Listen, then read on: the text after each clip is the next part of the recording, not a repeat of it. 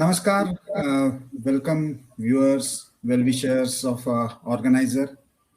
Today in our Meet the Author program, we are having interaction with uh, Shri Bhupendra Yadav and Dr. Ila Patnaik about their book, The Rise of the BJP, The Making of the World's Largest Party. Welcome Bhupender ji, welcome Dr. Patnaik in this special program, Meet the Author. Thanks for sharing, your time and agreeing to speak to Organizer Weekly on this phenomenal project of yours. Viewers, the rise of BJP and the ideology of cultural nationalism propounded by it as the central political force, popularly called as the BJP juggernaut, is nothing short of a miracle for many. Naturally, nationally and internationally, there are many people who are curiously observing, writing the commentaries about the thought of Hindutva. Positively or negatively, this force has been, analyzed. I remember in this book also, Bhupendraji, as mentioned earlier, Dindayalji used to write a column through Organizer only as a political diary, and eventually it came as a book. That time it used to reflect the organizational work as well as the thinking through that. But after that, not many efforts were made to give a perspective from inside. In recent times, post 2014, there are many attempts to write about BJP.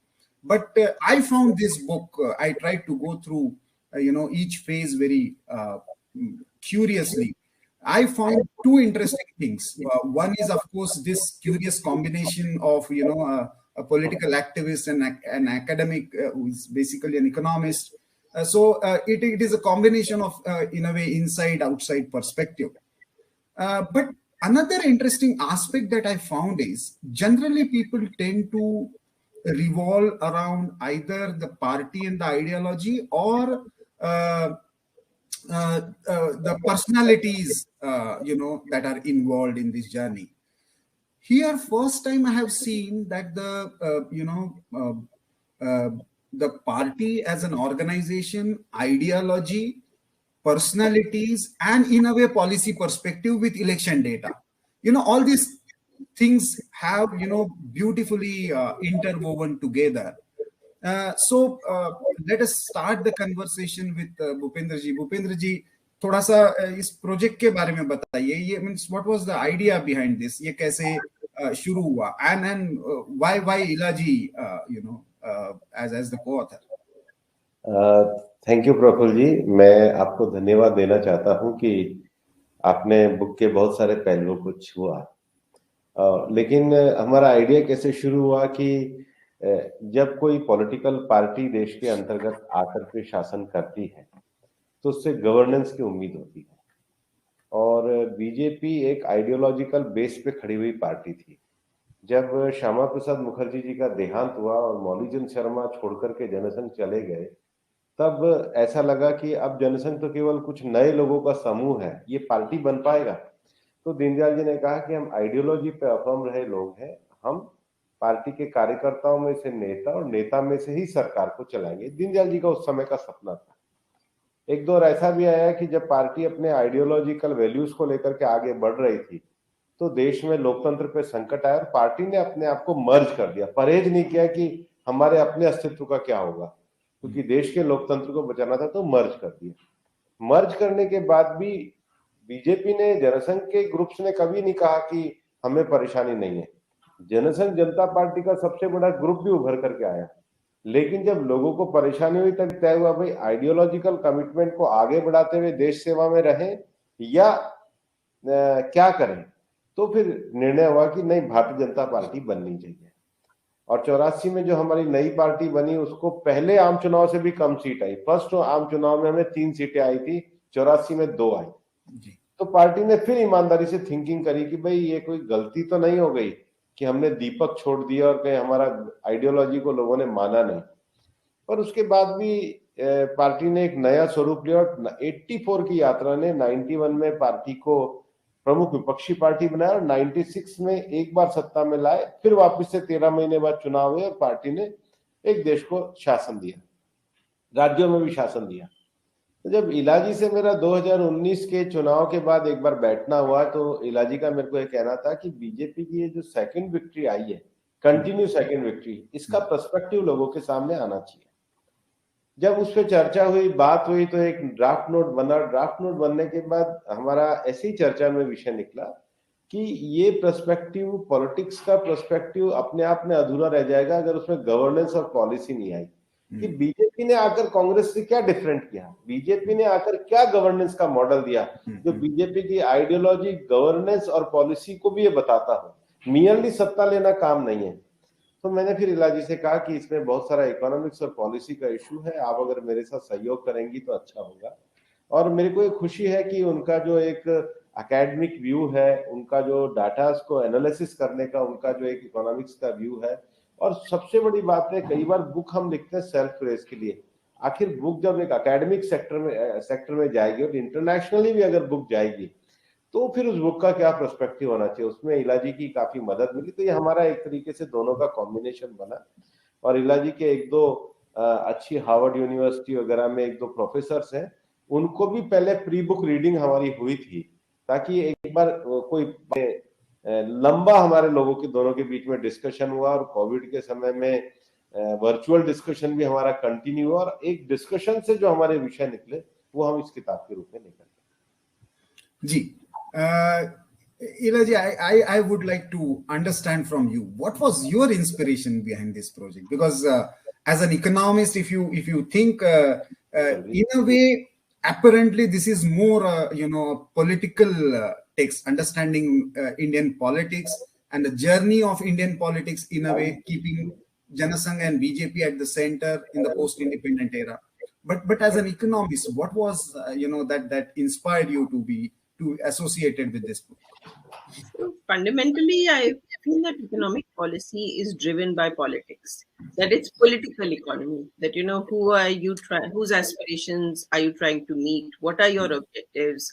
What is it that you're trying to achieve?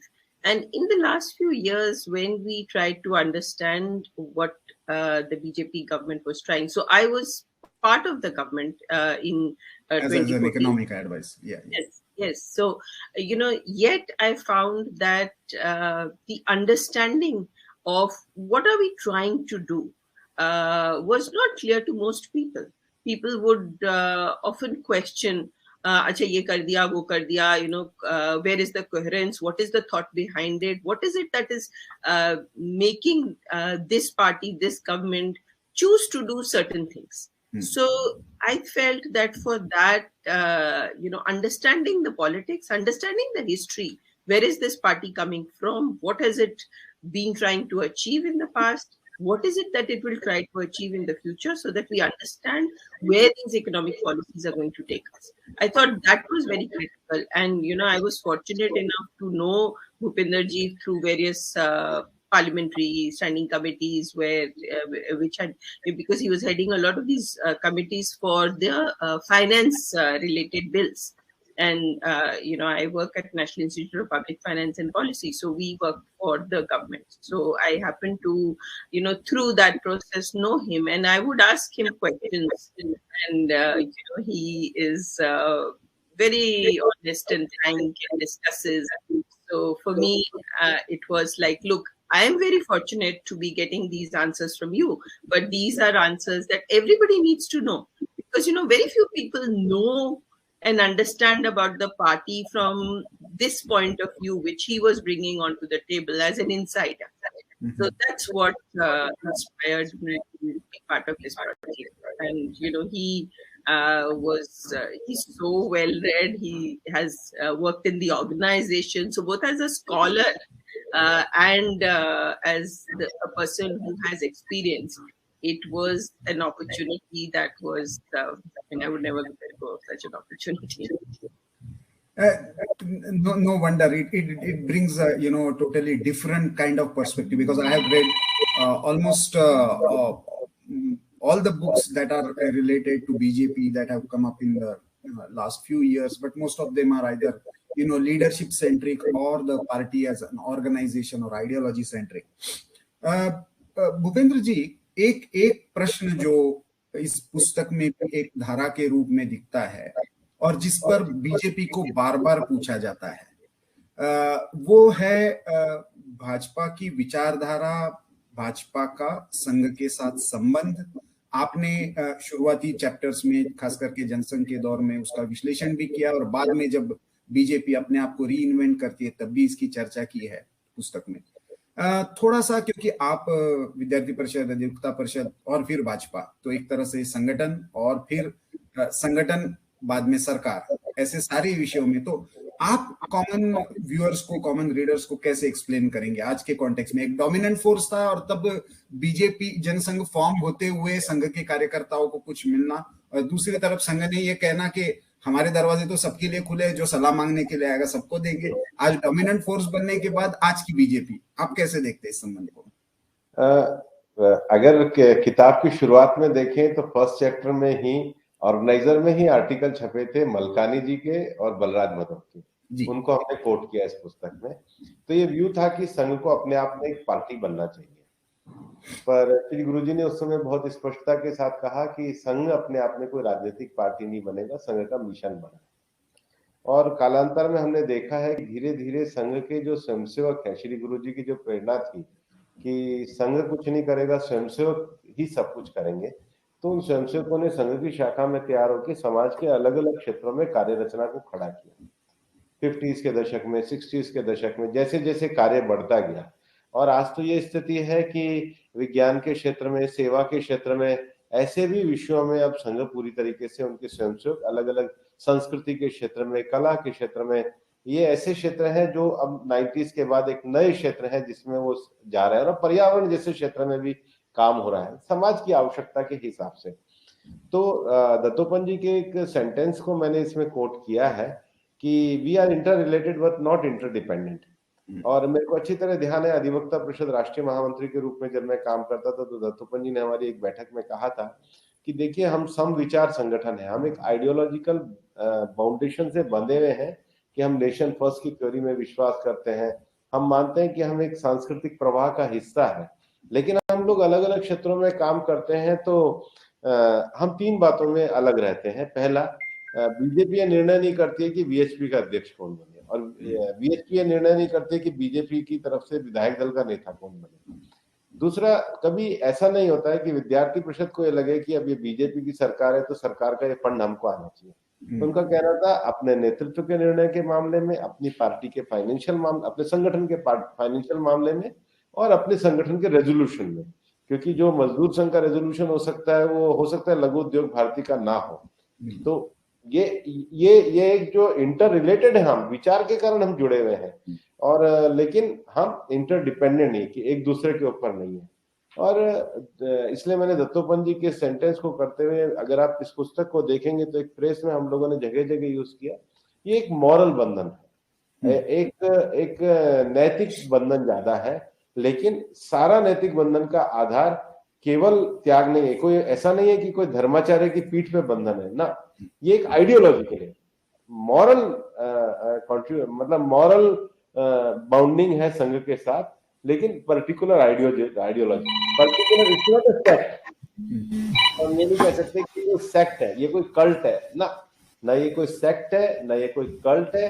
ये national reconstruction के लिए जो आजादी के बाद जिसकी आवश्यकता थी कि भाई अब हम आजाद हो गए तो भारत कैसा बनेगा, हम आजाद हो गए तो भारत की आकांक्षाओं को कैसे पूरा किया जाएगा, हम आजाद हो गए तो नए संसार की रचना के साथ भारतीय जीवन मूल्यों को कैसे जोड़ा जाएगा। अन्य क्षेत्रों में अन्य स्वयंसेवक जोड़ रहे हैं, यहाँ पर भारतीय जनता पार्टी राजनीतिक क्षेत्र में वो काम कर रही है। तो मुझे लगता है ये मॉरल, मॉडर्न, व्यापक आउटलुक वाला और एक दूसरे का सहयोगी जो संबंध है वो ज्यादा है, और निश्चित रूप से संघ को कुछ चाहिए नहीं विशेष, तो उसका प्रभाव भी ज्यादा है।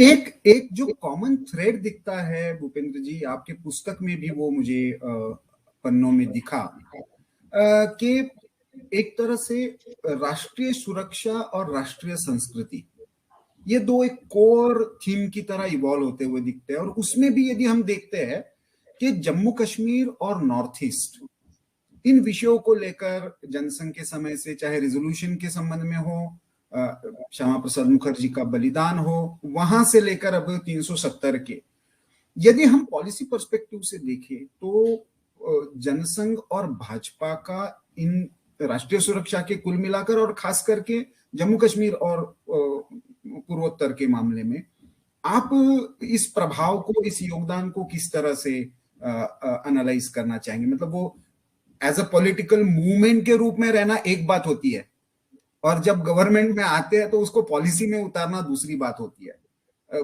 क्या इसमें चैलेंजेस लगते हैं?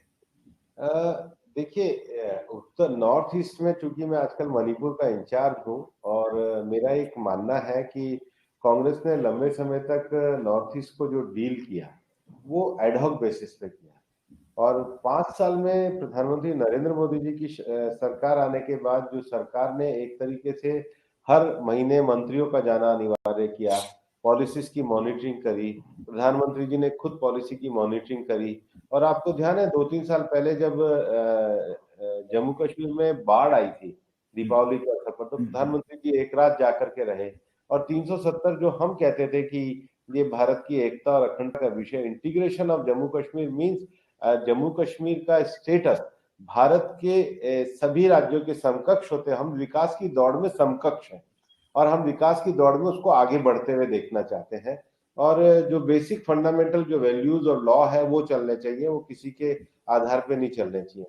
तो जो भारतीय जनता पार्टी ने एक भारत श्रेष्ठ भारत का कभी नारा दिया, भारतीय जनता पार्टी ने जो सांस्कृतिक राष्ट्रवाद का नारा दिया, उसको गवर्नेंस के स्तर पर एक व्यापक रूप से पार्टी ने शासन में आके फैलाया। और यही एक कारण है कि अगर आज आप नॉर्थ ईस्ट में देखेंगे तो एक मिजोरम को छोड़ के या तो भारतीय जनता पार्टी की सरकार है या भारतीय जनता पार्टी के सहयोगी के रूप में सरकार है।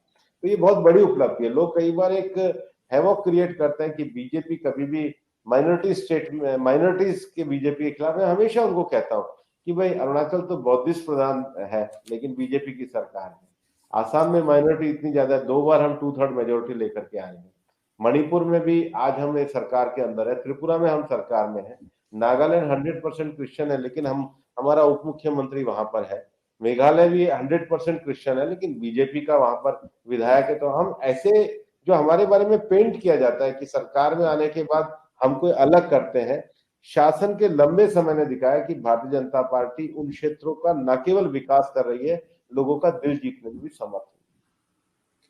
आपने कल्चरल नेशनलिज्म की बात की, सांस्कृतिक राष्ट्रवाद की बात की, उसके बारे में पुस्तक में तो आपकी चर्चा है, लेकिन कुल मिलाकर जब एकेडमिक सर्कल्स में इसकी बात करते हैं, और मैं इलाजी से भी इसका ये चाहूंगा क्योंकि उसका एक तरह से पॉलिटिकल इकोनॉमी से भी आगे जाकर संबंध है, तो आज खास करके आज के संदर्भ में इंटरनेशनली जब भी इसके बारे में डिस्कशन होता है तो कभी उसको हिंदुत्व फैशिज्म के नाम पर प्रोजेक्ट किया जाता है, फ्रीडम ऑफ एक्सप्रेशन की आपने इसमें चर्चा की है, पुस्तक में भी आपने इसको जेएनयू की घटनाक्रम का सारा विस्तृत विवरण किया है। तो ये शेपिंग ऑफ नेशनलिज्म का डिस्कोर्स भाजपा के पैरामीटर्स पर वो गवर्नेंस में भी रिफ्लेक्ट हो और वो ऑल ओवर समाज की स्वीकार्यता में रिफ्लेक्ट हो, इस जर्नी को आप कैसे देखेंगे? प्रफुल्ल जी, कल्चरल नेशनलिज्म कोई पॉलिटिकल स्लोगन नहीं है, it's a journey of ethics है, it's a journey of value है, it's a journey of system है, जर्नी। और आप इसको कैसे रिकॉग्नाइज करना चाहेंगे? देखिए, मैं आपको एक दूसरे तरीके से विषय को कहना चाहूंगा। मैं देश का पर्यावरण मंत्री भी हूँ, और इस बार COP26 में मैं गया, तो COP26 में जाने के बाद मैंने पूरा पेरिस एग्रीमेंट को पढ़ा। अब जब 2015 में पेरिस एग्रीमेंट बनने लगा तो प्रधानमंत्री जी ने सबसे पहले क्लाइमेट जस्टिस की बात करी। अब जब पेरिस एग्रीमेंट का आप अगर प्रीफेस पढ़ेंगे तो उसमें लिखा है, we recognise the issues of those nation those worship the earth as a mother. अब ये क्या है? ये हमारा एक सांस्कृतिक विषय which is accepted by the world. हमारा कल्चरल नेशनलिज्म बंधा हुआ नहीं है, हम ये चाहते हैं कि जो प्रकृति के साथ जुड़ने के वैल्यू है, जो पूजा पद्धतियों को मानने की स्वतंत्रता है, जो दर्शन के स्तर पर विभिन्न विचारों के होने की स्वतंत्रता है, वो हमारा एक इनहेरेंट कोर्स है जिसको हम दुनिया को दे सकते हैं।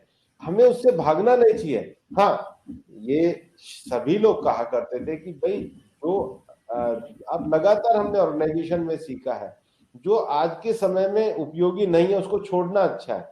तो छोड़ना क्या है? छोड़ना हमको उसको है जिससे रिजिडिटी आती है, छोड़ना उसको है जिससे हम लकीर के फकीर बनते हैं।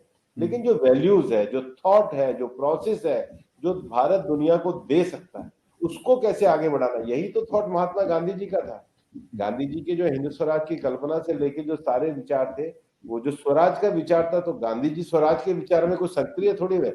स्वराज का अर्थ है कि स्वराज को जब 96 के यात्रा को हमने लिखा है और अडवाणी जी ने कहा कि भाई स्वराज तो आया है, लेकिन अब स्वराज के साथ सुराज चाहिए। सुराज यात्रा 96 में निकाली गई। आज गवर्नेंस को हम मुद्दा लाने की बात कर सके तो राजा सबका होना चाहिए, राज्य सबका होना चाहिए, शासन में भागीदारी सबका होना चाहिए। अंत्योदय की कल्पना क्या है? अंत्योदय की कल्पना है कि एक ऐसा समाज बनना चाहिए जिसमें कंपैशन होना चाहिए। दीनदयाल जी का सृष्टि यही है कि हम रूथलेस लोग नहीं है, हम सब में वो करुणा का भाव देखते हैं। वही तो सबका साथ और वही तो गरीब कल्याण की थ्योरी है। तो हमारा कल्चरल नेशनलिज्म कोई जैसा हमको कई बार थोपा जाता है कि हमारा कल्चरल नेशनलिज्म कोई रिचुअलिस्टिक, ऐसा नहीं है। हमारा एक व्यापक सांस्कृतिक हिस्सा है और इसलिए कल्चरल नेशनलिज्म में आज अगर हमारे थॉट को पेरिस एग्रीमेंट में भी मान्यता मिलती है, आज अगर हम ये दुनिया में कहते हैं कि आने वाले जलवायु परिवर्तन का जो संकट है उसका अर्थ LIFE है, एनवायरमेंट फ्रेंडली लाइफ स्टाइल, ये हम इसीलिए कह सकते हैं कि एक थॉट है जिसपे हम दे सकते हैं।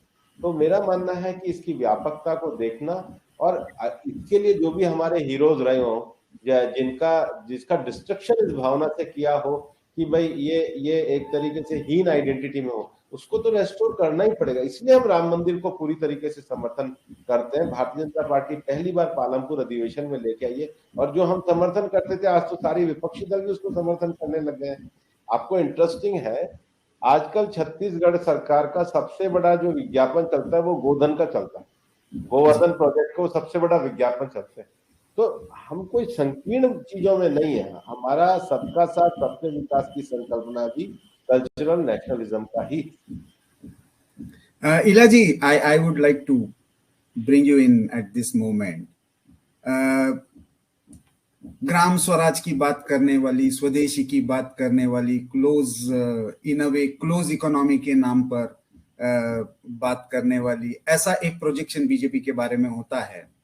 और वहां से लेकर आत्मनिर्भर भारत, अब FDI और एक तरह से नेशनलिस्टिक पोजीशनिंग के साथ भी, ग्लोबलाइजेशन के साथ, आपको ये डर नहीं लगा आप भी इसके साथ रिग्रेसिव थॉट प्रोसेस के साथ एसोसिएट हो जाएंगी? और या how do you see this combination? So सबसे पहले तो what I see is there is an attempt for making a one nation. तो आप इकोनॉमी के टर्म्स में देखिए, आप वो स्टेप्स देखिए जो पूरे देश को जोड़ते हैं। So चाहे हम शुरू करें गोल्डन क्वाड्रिलैटरल से, या हम जाएं प्रधानमंत्री ग्राम सड़क योजना पे जिसमें गांव-गांव को जोड़ा जा रहा है, ठीक है। उससे आगे जाइए, GST पे जाइए, वो भी एक सिंगल मार्केट क्रिएट करने की बात है। जो एक अंडरलाइन थ्रेड दिखता है, चाहे वो गवर्नेंस में हो या वो मार्केट्स में हो। गवर्नेंस में मैं एग्जांपल देती हूँ, जैसे आधार के बेस पे, जो कि सिंगल यूनिक पूरे देश के लिए, सबके लिए सिमिलर है आइडेंटिटी। ये नहीं कि हर स्टेट में वो अलग हो या लोकल रीजन्स में अलग हो। और फिर उसी के बेसिस पे कोशिश है कि एक समान स्टैंडर्ड ऑफ लिविंग कम से कम लोगों को, चाहे घर मिले, पानी, बिजली, शिक्षा, स्वास्थ्य, सब फैसिलिटीज दी जाएं। फिर और जो पिछड़े हुए हैं उन डिस्ट्रिक्ट्स पे ज्यादा ध्यान करके उनको ऊपर खींचा जाए। तो एक जो मुझे कॉमन थ्रेड दिखता है वो ये दिखता है कि पूरे देश को कैसे वन नेशन बनाया जाए। वन नेशन मार्केट के टर्म्स में, वन नेशन इकोनॉमी के टर्म्स में, one nation standard of living and governance के टर्म में, जो कि अभी तक चाहे टैक्स के तरीके से या बहुत तरीकों से अभी तक बहुत हिस्सों में बटा हुआ है। तो मुझे ये एक जो बहुत ही हर बार इवन कई बार ये इस बात को बहुत क्लियरली कहा नहीं जाता है, ये आर्ग्यूमेंट दिया नहीं जाता कि हम ये कोशिश कर रहे हैं कि वन नेशन बनाए, बट अंडरलाइन थ्रेड आप जब देखते हैं पॉलिसीज की, चाहे वो हमें एनडीए वन के टाइम की पॉलिसीज मिले या प्रधानमंत्री मोदी जी की पहली सरकार या दूसरी सरकार, सब में हमें वो एक कॉमन थ्रेड मिलेगा। आप अगर उसको स्टडी करते हैं तो वो मुझे एक नेशन, जो मैं देश को एक नेशन की तरह से समझती हूँ, वो एक मार्केट बनाना, इकोनॉमिस्ट की तरफ से देखना, वो एक बहुत इंपॉर्टेंट पार्ट है उसका। No wonder, this aspirational districts found a special place in this book, this policy about aspirational districts. And that clearly shows the thought process that you are talking about. लेकिन इसके साथ साथ यदि हम political implications देखें भूपेंद्र जी, तो national level पर एक डोमिनेंट फोर्स बनना एक बात होती है। आपने इसमें एक स्पेशली चैप्टर डेडिकेट किया है जो मुझे बहुत इंटरेस्टिंग लगा, जो अबाउट द स्टेट्स है, विनिंग द स्टेट्स। तो एक डिफरेंट बॉल गेम होता है, और आप तो बहुत जगह पे ऐसे इंचार्ज रहे जो डिफिकल्ट स्टेट माने जाते थे। और how do you see this thing emerging from BJP point of view as an organization, lekin as a nation also, people are voting differently, and BJP many a times is facing more challenges at the state level. BJP is now more or less accepted as a central force, but जब state level का election आता है तो उसमें हमें behavioral difference दिखाई देता है। आपने बहुत सारा डेटा एनालिसिस भी इसमें किया है elections का। Why and how do you see this, particular pattern? जब 2019 में भारतीय जनता पार्टी चुनाव जीती थी तो एनडीए की बैठक हुई थी, और मैं संयोग से उस बैठक में था क्योंकि बहुत सारे दलों के साथ कोऑर्डिनेशन का विषय था।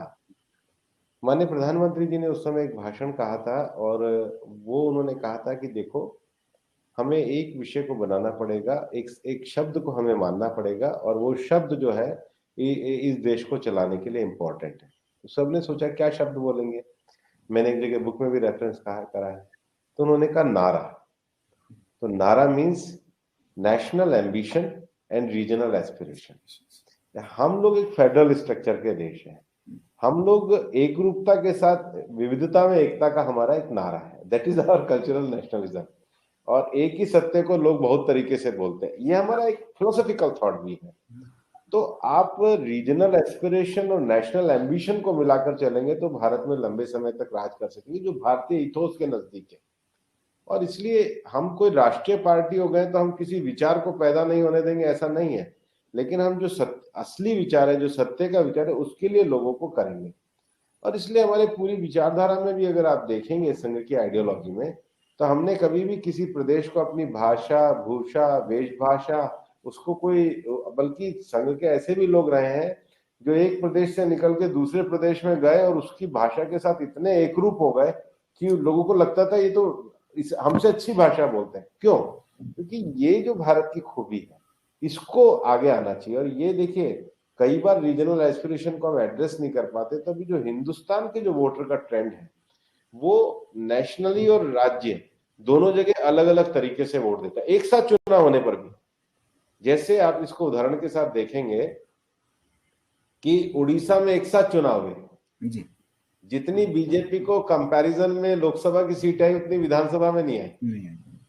तेलंगाना में जितनी बीजेपी की विधानसभा में सीट थी उसके कंपैरिजन में लोकसभा में सीट ज्यादा आई। नहीं, दिल्ली तो क्लासिक उदाहरण है। दिल्ली में 7 एमपी आकर लगातार 2 बार आप हार चुके हैं विधानसभा में। लेकिन मैं कारण पूछ रहा हूँ, मतलब as a party and as a policy, दोनों लेवल पर आप इसको कैसे, मतलब आपके एनालिसिस में ये कैसे दिखा? पार्टी के सामने एक बड़ा चैलेंज है कि राष्ट्रीय स्तर पे भी एक पैन इंडियन लीडरशिप करने के बाद पार्टी को राज्य स्तर पे भी उसी प्रकार के नेतृत्व को खड़ा करना पड़ता है। राज्य स्तर पर नेतृत्व का खड़ा होना, स्थापित होना और आकांक्षाओं को पूरा करने के लिए सामर्थ्यवान होना, ये पार्टी के मैन मेकिंग प्रोसेस की एक बड़ी चुनौती है, जिससे पार्टी को आगे भी सतर्क होकर करना पड़ेगा। इसलिए जिसको कहते हैं ना कैपेसिटी बिल्डिंग, राज्य स्तर पे भी खड़ी करना, ये बीजेपी के लिए पॉलिटिकली बहुत बड़ा विषय है और इस पे बीजेपी को बहुत गंभीरता से आगे भी चलना है। आपने भूपेंद्र जी भाषा की बात की। मैंने थोड़ा सा बुक में ढूंढने का एक दो जगह रेफरेंस तो जरूर है, लेकिन उस पर बहुत ज्यादा विश्लेषण नहीं है। अनफॉर्चुनेटली जो शुरू में था, आज भी खास करके सदर्न स्टेट्स में, क्योंकि वहां पे एक चैलेंज बीजेपी को है, आज भी एक नॉर्थ इंडिया की पार्टी, हिंदी बेल्ट की पार्टी या हिंदी इम्पोजिशन करने वाली पार्टी करके प्रोजेक्ट किया जाता है। तो इस जर्नी को, क्योंकि आपने भाषा का विषय छोड़ा है, तो मुझे लगा इस पर भी थोड़ा सा प्रकाश डालेंगे। तो सभी भारतीय भाषाओं को समान व्यवहार मिलना चाहिए। हम अब किसी भाषा को एक दूसरे के ऊपर इम्पोज नहीं कर सकते। हर भारतीय भाषा में खूबसूरती है। हिंदी तो बहुत बड़ी अवधि से आई है, लेकिन मैं मानता हूँ कि तमिल एक ओल्डेस्ट क्लासिक भाषा है, उसका अपना एक समृद्ध साहित्य है और मतलब हम उस पहले इसमें कोई अस्वीकार करने का कोई विषय नहीं होना चाहिए। इसलिए भाषाओं को समान दृष्टि से देखना चाहिए, लेकिन भारतीय भाषाओं का संवर्धन होना चाहिए। मैं और मेरी पार्टी की आइडियोलॉजी भी इसको पूरी तरीके से मानती है। एक थोड़ा सा जो विषय मैंने कहा कि आपने जैसे विनिंग स्टेट्स के बारे में कहा, वैसा एक चैप्टर है जो आउटरीच और एक्सपांशन को लेकर है। विविध क्षेत्रों में जैसे किया, वैसे समाज के विविध घटकों में भी ये एक्सपांशन हुआ। लेकिन इस एक्सपांशन में जो एक शब्द प्रयोग बीजेपी की तरफ से ही हुआ था, आया राम गया राम, और एक मतलब जर्नलिस्टिक सर्कल्स में खास करके इसको लेकर बहुत ज्यादा ये होता है कि क्या बीजेपी का कांग्रेसाइजेशन हो रहा है क्या, कि भाई किसी को भी स्वीकार कर लो, हमारे साथ आ गया तो। और खास करके ये स्टेट लेवल के चुनाव में ज्यादा दिखती है एक रणनीति के रूप में।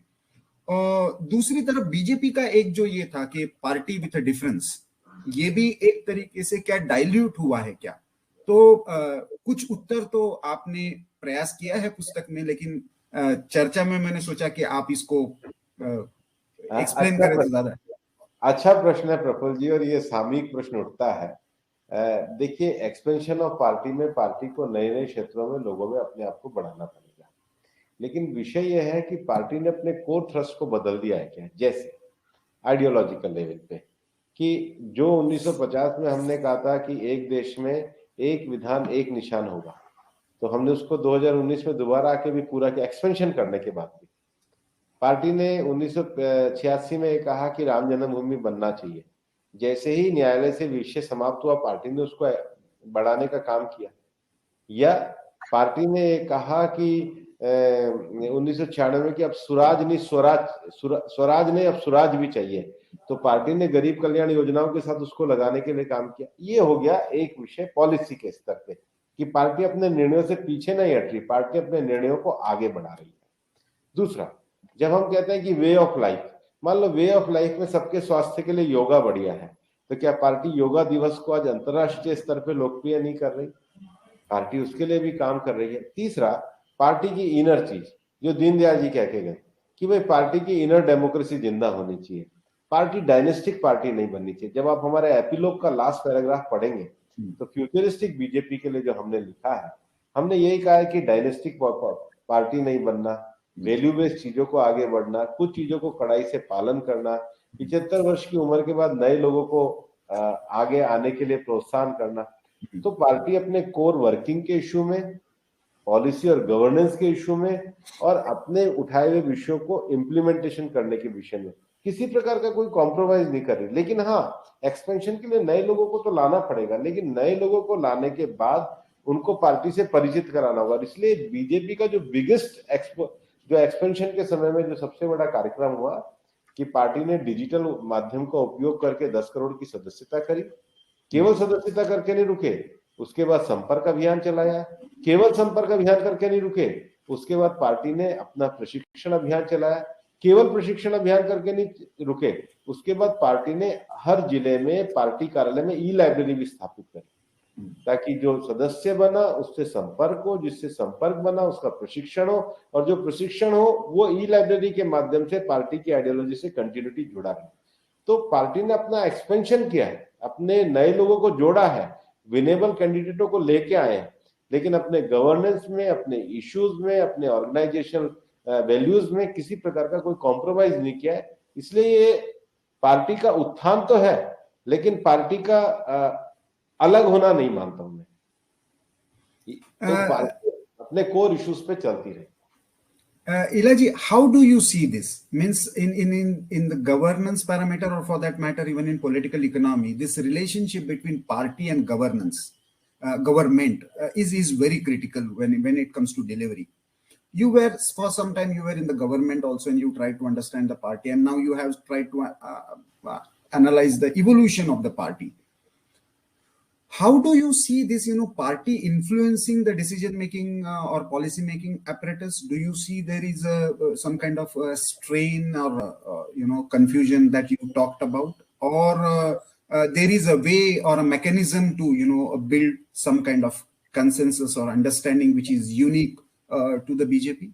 So I think what we have described in the book also is a very unique relationship between the party and the government, where the objectives of the party, so particularly reaching out to, raising standard of living of the people, think about the LPG gas connections, the Swachh Bharat, the toilet schemes, or some of the various schemes which, supplying electricity, building houses, the various schemes which come fundamentally from the objectives of the party. And in this case, what was very interesting was how the government, as soon as it came in, focused on building the infrastructure that was required to deliver these well in a very targeted way. So deliver these on time and reach out to the people. And then we see something very, very interesting, and we describe that, and that is that the party was doing what one might call a somewhat like a social audit. That is, asking people, did you receive what you were supposed to receive? Did the district administration provide you what the district administration was going to provide you? So if you are supposed to be a beneficiary, then did you actually get those benefits or not? Did you get them in a timely manner? Did you get them in a exactly what you had to get? And what this very interesting coordination, or rather jugalbandi of the party and the government managed to do was that it cut out those huge leakages that India unfortunately used to see. So, for the same 100 rupees, if 85% is going to go away, then you can only benefit 15 people. Whereas, otherwise you can benefit a lot more people. So through this working together of the party, and the party picking up many of the initiatives that the government had, and the government picking up many of the objectives of the party, I think this was a very, very unique thing. And we've gone into lengths in describing it because very few people actually saw it and understood it, other than those who were really in the ground and in rural areas, observers who were actually talking to people on the ground. But otherwise, sitting here in Delhi, very few people understood this. Bhupendra जी, एक विषय जिस पर मैं आपकी टिप्पणी जरूर चाहूंगा, क्योंकि मुझे स्मरण है 90 के दशक में आप भी जब कार्यकर्ता के रूप में शायद विविध क्षेत्र में संगठन में कार्यरत होंगे, मैं भी अलग से चाहे पत्रकार के नाते, चाहे और एक विद्यार्थी के नाते ये सारी चीजें देख रहा था, तो एक बहुत बड़ा विषय था व्यवस्था परिवर्तन का, ट्रांसफॉर्मिंग द सिस्टम, और एक बीजेपी का वो कोर थ्रस्ट एरिया था। अब बीजेपी पावर में आ गई है। अब उस समय एक मूवमेंट के रूप में, एक दल के रूप में व्यवस्था परिवर्तन की बात करना, और अब सत्ता में आने के बाद उस व्यवस्था के अंदर रहते हुए उसमें परिवर्तन लाना, इस प्रक्रिया को कुछ हद तक जैसे आपने करप्शन के इशू को डील किया है तो उसमें थोड़ा सा ये रिफ्लेक्ट हुआ है। उसको आप इस पुस्तक के कॉन्टेक्स्ट में कैसे देखेंगे? आपको ये जर्नी में क्या मतलब प्रॉब्लम लगता है गवर्नमेंट में आने के बाद इस व्यवस्था परिवर्तन को, इशू को आगे बढ़ाने में? निश्चित रूप से कि इलाजी उसको एक दूसरे तरीके से भी व्याख्या करेंगे। इकोनॉमी की दृष्टि से वो बहुत अच्छी व्याख्या एक बार उन्होंने मुझे दी भी थी कि जो पंचवर्षीय योजना का हमारा जो सिद्धांत था कि हम ऊपर से सुधार करेंगे और नीचे तक पहुंचेगा द्वितीय और पंचवर्षीय योजना में, वो तो कभी सुधार आया नहीं। तो एक लंबे समय से बात चली कि भाई भारत को बनाना है तो नीचे के स्तर से विचार आना चाहिए और नीचे के स्तर पर एग्जीक्यूशन होना चाहिए। और इसलिए आप ये मानना है कि सरकार में आने के बाद पंचवर्षीय योजना आयोग को समाप्त करके नीति आयोग को बनाना, ये मेरे को लगता है एक बहुत बड़ा कार्यक्रम है, कभी इसने किसी को ध्यान नहीं दिया। दूसरा, जैसे सरकार के बजट है, तो जो बजट है, बजट अप्रैल में आता था, तो जो एक्सपेंडिचर के पैसा होता था वो सैंक्शन होते होते सितंबर होता था और अप्रैल तक जाकर के पैसा ही पूरा खर्च नहीं होता था। तो बजट को 1 फरवरी को लेकर के आना, ये भी व्यवस्था परिवर्तन का हिस्सा है। जैसे कि ओबीसी समाज के लिए एक आरक्षण का विषय था, अब उसकी सारी प्रक्रिया को बनाया तो था, लेकिन लंबे समय से बात चलती रही कि भाई ये आरक्षण तो दे रहे हो, लेकिन इसको लागू करने के लिए कोई ऐसी कॉन्स्टिट्यूशनल स्टेटस होना चाहिए जो इसको सच्चे मायने में सोशल जस्टिस के लिए इम्प्लीमेंट कराया जाए। तो उसको सोशल जस्टिस के लिए ये आरक्षण देना, ये भी बड़ा व्यवस्था परिवर्तन का विषय है। देश में बड़ा परिवर्तन होने के कारण जो आर्थिक रूप से गरीब लोग हैं, उनको भी विकास की हिस्सेदारी में लाए, तो 10% आर्थिक आरक्षण, ये भी बड़ा व्यवस्था परिवर्तन का विषय है। व्यवस्था परिवर्तन का ये विषय अगर हम समग्र रूप से देखेंगे तो मैं कम से कम ऐसे 30-40 उदाहरण गिना सकूंगा। लंबे समय से देश में इरिगेशन का रकबा नहीं बढ़ रहा था, क्योंकि राज्य और केंद्र के बीच में जो एआरडीबी के हमारे प्रोजेक्ट थे, 99 प्रोजेक्ट पेंडिंग थे, उसको प्रगति योजना के ला करके एक टाइम फेज के अंतर्गत उसको पूरा करवाना, मैं मानता हूँ ये भी बड़ी व्यवस्था परिवर्तन का विषय है। 1960 में रिपोर्ट दी गई थी कि देश में बैंकरप्सी लॉ आना चाहिए, 1960 में, 2016 में आईबीसी को लागू करना, ये भी बड़ी व्यवस्था परिवर्तन का विषय है। बहुत सारे विषयों पे जो काम करने का प्रयास किया है, 500 साल पुराने एक विवाद को सुलझाकर राम मंदिर का बनाना और उसमें कंसेंसस डेवलप करना, ये भी व्यवस्था परिवर्तन का विषय है। तो व्यवस्था परिवर्तन के विषय को हम किसी एक खाके में नहीं देख सकते, लेकिन अगर उसका क्यूमुलेटिव इफेक्ट देखेंगे तो बीजेपी ने जो व्यवस्था परिवर्तन के मुद्दे उठाए हैं उनको पूरा किया है। थोड़ा सा अभी अंतिम चरण में हम चर्चा को लाते हुए 2 बिंदुओं पर मैं आप दोनों से एक टिप्पणी चाहूंगा। One is about the change in the party. एक श्यामा प्रसाद मुखर्जी और जनसंघ के समय का, जिसमें संगठन, प्रशिक्षण, ये विषय बार बार आते हैं, कोर विषय तो है ही, लेकिन उसके साथ साथ वहां से लेकर अगली बारी अटल बिहारी और फिर उसके बाद अब की बार मोदी सरकार, इन 3 स्लोगन्स में यदि हम भाजपा का ब्रॉडली यदि हम एक डिवीजन कालानुरूप और व्यक्तिनुरूप करें, आप पॉलिसी लेवल पर और पार्टी के लेवल पर आप इस जर्नी को क्या ट्रांसफॉर्मेशन देखते हैं? क्योंकि बहुत लोगों का ये मानना है कि BJP nowadays becoming too centralised in decision making and implementation of policies. कुछ लोगों का ये मानना है कि नहीं एक्सपांशन बहुत ज्यादा हो रहा है और इस कारण से थोड़ा सा, तो how would you explain this? ऐसा है कि बीजेपी की इस यात्रा में मैं अब भी ये मानता हूं कि विचार का सातत्य रहा है, कंटिन्यूटी इन आइडियोलॉजी, और कुल मिलाकर के लोगों का जो काम करने का मिशन भाव रहा है उसमें भी एक कंसिस्टेंसी रही है।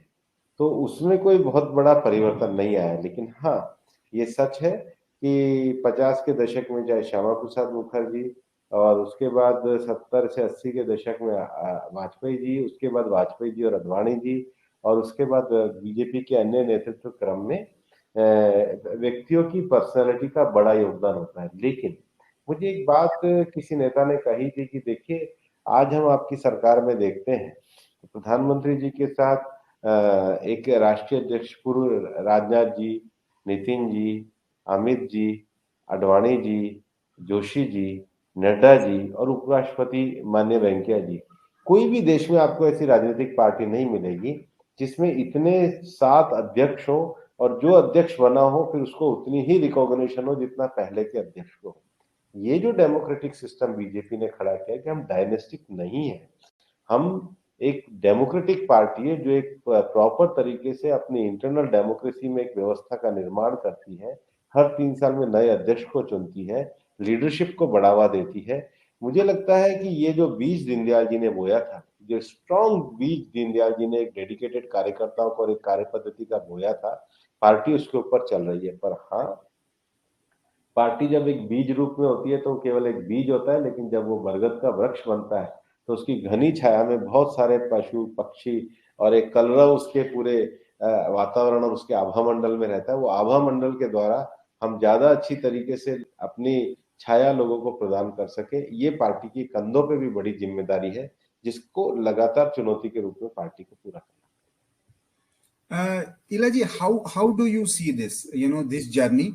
And plus, another perspective that I would like to get, which has reflected in the book also, especially when you are talking about the Lok Sabha election of 2019 and re-election of the alliance politics, the alliance government and its impact on policies. We have seen that what happened during the coalition era. As an economist, how do you see the difference? One, as a BJP that handled the coalition, and the BJP that is, as a single-handedly having full majority and still having allies in the government. Do you see the policy difference in handling the issues? No, I think fundamentally there is a single thread running right from the beginning, from the formation of the Jansang to now. And that thread is that we have to do a balance between growth and redistribution, to uplift people.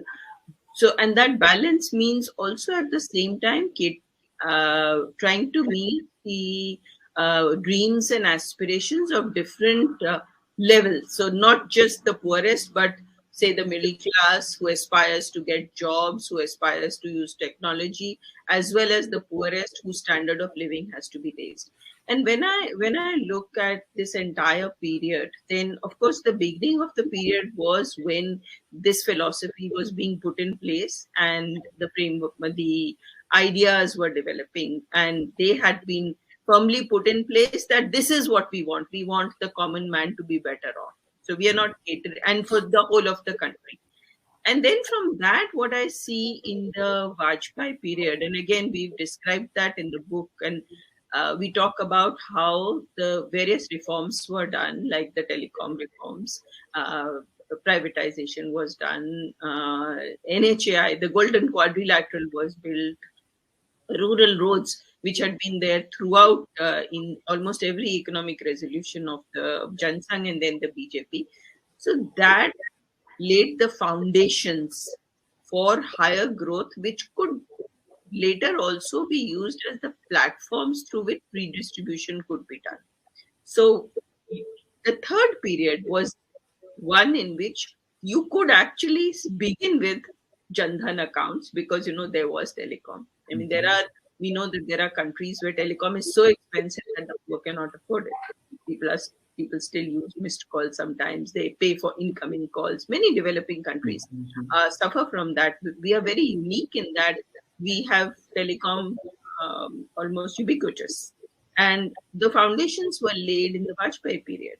But now we see the fruits of that. So that, and right away, I remember July 2014 period when almost like a mission, Jan Dhan accounts were being opened.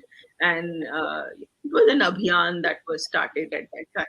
So, and through that, direct benefit transfers, cash transfers could be done, and many other of the distribution attempts could be made. So, to answer your question on how I see the different phases, I actually see that being the common thread that runs through. And of course, at any point of time, it's a pragmatic party. One sees that, okay, you try to push for something. Sometimes if there is no political consensus, you don't push it. the financial sector reforms, we saw a bit of that. Sometimes when there is consensus, you push it through. Things that people thought would never happen. I mean, like, I'm talking about the Air India privatization. That year after year, 7,000 crores was being just going into that loss making of, ever since Indian Airlines and Air India had been merged. After that, we had been seeing those losses. So it is pragmatic, and when it works, whether with other partners, coalition partners, or on its own, there is one common thread that stays. The other common thread, I think, we've referred to that in the book, is this that India is a federal structure. So you want to bring in a role for state governments as well as regional parties who represent people from states. And think of the GST Council. I mean, think about the kind of power you have actually handed over. So every budget used to be where the finance minister would say, I cut excise duties on such and such. Various industries would keep lobbying all the time. There would be rents to be earned. There was scope for corruption. And now you've handed over that power to the GST Council. So you're sharing that power with states. So I think when I think of it, then that's how I think about it, that moves towards the federal structure and handing over and sharing power with the states. Now, Bhupendraji, last question. As you talked about in the epilogue, you have spoken about the future and cadre-based party, non-dynastic leadership, and training, and core ideological concerns. You have identified 4 or 5 points. That is that makes party different from others. First, Ilaji, how much these things are important while translating the party strength into policy making? From that point of view, how do you see the future of BJP? Do you think that it is very difficult to keep on with this kind of mass induction in the party and keeping that the purity of thought process about the thing that you've spoken about, either one nation form or taking all the sections together and this distribution form? So what are the challenges that you see for the future? So I think that for a party to grow in a country like India, where we are such a diverse nation, the party will be pulling in various people, will be bringing them, attracting them towards itself. And for that, this kind of reaching out to various people and involving them has to be a fundamental part of the journey of the party. And that journey we try to trace that, right, about that journey. And I think going forward also, that has to be, that is what we are as a nation, and therefore a party which is going to be a national party and most important party on the center stage of national politics will have to have that fundamental characteristic of bringing people together. Second, the democratic and non-dynastic nature. In the sense of who controls the party, is it a family business? Is it a family that controls the party? I believe not only in the space of businesses and companies will family businesses not work, that generations may work and then they collapse.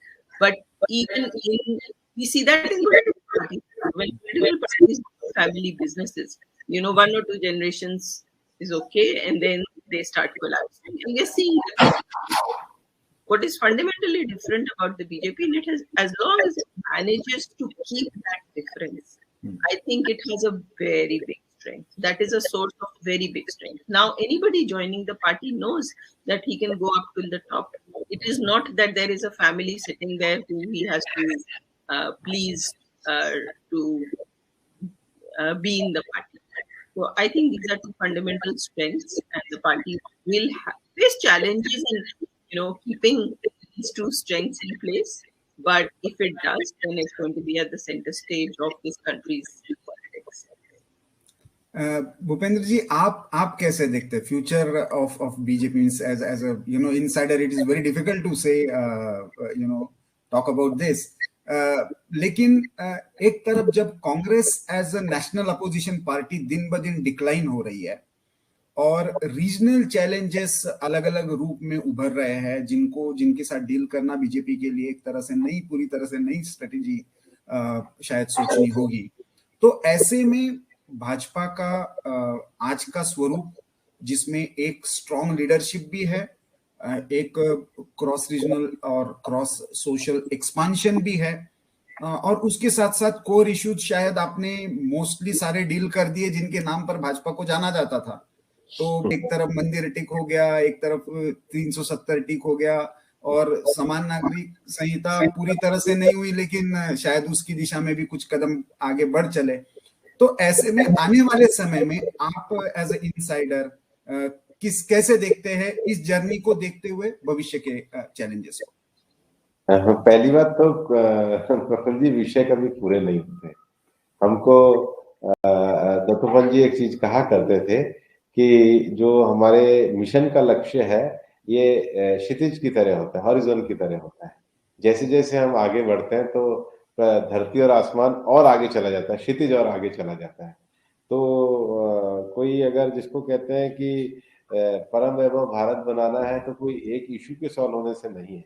Ultimately अगर destination आगे देखी जाए तो आत्मनिर्भर भारत है, और आत्मनिर्भर भारत गरीबी को हटाना, सबका समान विकास करना, एस्पिरेशनल डिस्ट्रिक्ट में जीवन मूल्य देना, ये भी विषय है। लेकिन आने वाले समय में महिलाओं को काम करने की आजादी, जेंडर जस्टिस का विषय, एनवायरमेंट, जलवायु परिवर्तन, क्लाइमेट चेंज के हमारे जो थ्रेट्स हैं, और जो हमारे रेगुलेटरी मैकेनिज्म आया उसमें ट्रांसपेरेंसी के विषय हैं, गवर्नेंस को ज्यादा, जिसको कहते हैं कि मिनिमम गवर्नमेंट और मैक्सिमम गवर्नेंस के विषय को नीचे ले जाना।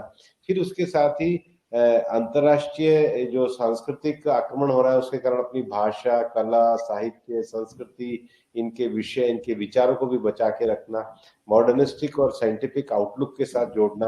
और अब जब दुनिया स्पेस की ओर जा रही है तो वैसा एक रिसर्च और इनोवेशन का प्रोग्राम अपने भारत में खड़ा करना। तो कोई हमारे लक्ष्य समाप्त नहीं हुए और हमारे कार्य समाप्त नहीं हुए, और हमारे देश की यात्रा भी लंबी चलने वाली है।